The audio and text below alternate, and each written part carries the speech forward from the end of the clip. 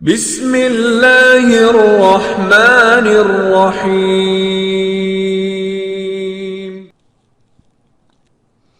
اور مرصوص، بنیان مرصوص، ایک ایسی دیوار جو بالکل سیدھی ہو، سیسا پلائی ہوئی، ملتذق بعضہ بعضا، جس کی اینٹیں ایک دوسرے سے چپکی ہوں، ایسی چپکی ہوں کہ بیچ میں کوئی سوراخ نہ ہو، کوئی دراڑ نہ ہو، کوئی رخنہ نہ ہو، تو وہ دیوار مضبوط ہوتی ہے۔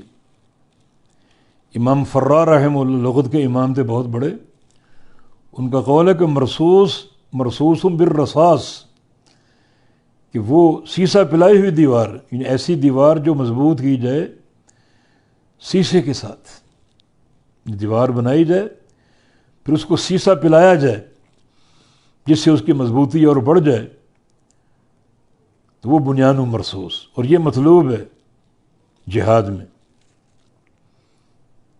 یہاں ایک اور بات ذہن میں آتی،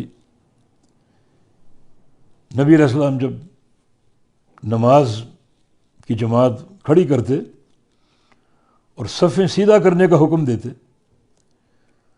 تو یہ الفاظ بھی ثابت ہے کہ تراسو، کہ تم سیسا پلائی ہوئی دیوار بن جاؤ، اس طرح مل جاؤ آپس میں، تمہارے قدم ساتھ ملے ہوں، تمہارے کندھے ساتھ ملے ہوں،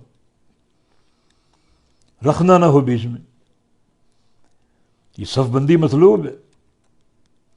صحیح بخاری کی ایک حدیث میں نبی علیہ السلام کا ارشاد گرامی، الا تصفون کما تصف الملائکۃ عند ربہم، کہ تم فرشتوں کی طرح صفیں کیوں نہیں بناتے نماز کی صفیں؟ تو صحابہ نے پوچھا کہ فرشتے صفیں کیسی بناتے ہیں، ان کی صف بندی کیسی ہے؟ تو رسول اللہ صلی اللہ علیہ وسلم نے ارشاد فرمایا کہ یتمون الصف الاول فالاول ثم یتراصون، کہ پہلے وہ اگلی صف پوری کرتے ہیں، پھر اس کے بعد والی، پھر اس کے بعد والی، اور جب صف میں کھڑے ہوتے ہیں تو سیسا پلائی ہوئی دیوار کی طرح جڑ جاتے ہیں۔ تو یہ نماز کی صف بندی، اس کی فضیلت بھی ہے اور صف بندی نہ کرنے کی وعید بھی ہے۔ من وصل صفا وصلہ اللہ ومن قطع صفا قطعہ اللہ، جو صف کو جوڑے گا اللہ تعالیٰ اس کو اپنے ساتھ جوڑ لے گا، اور جو صف کو توڑے گا اللہ اسے توڑ دے گا، توڑ کے پھینک دے گا۔ تو بڑی اہمیت ہے صف بندی کی۔ کچھ لوگ اشکال پیش کرتے ہیں کہ اگر پاؤں ملا لے تو کندھے نہیں ملتے، تو یہ دونوں کو ملانا ممکن نہیں، ممکن ہے مگر آپ لوگ صف بندی کا طریقہ نہیں جانتے۔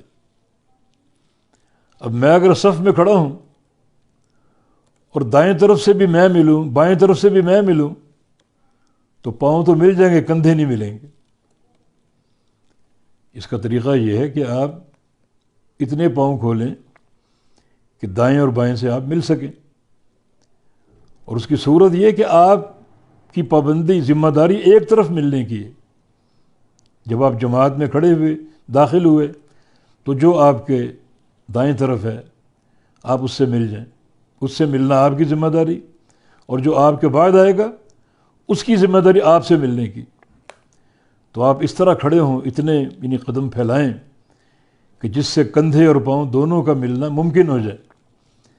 جب آپ اپنے سے پہلے کھڑے اپنے بھائی سے ملیں گے کندھا اور پاؤں ملا کر، جو کہ ممکن ہے، دونوں طرف ملاؤ گے تو ممکن نہیں، ایک طرف آپ کی ذمہ داری۔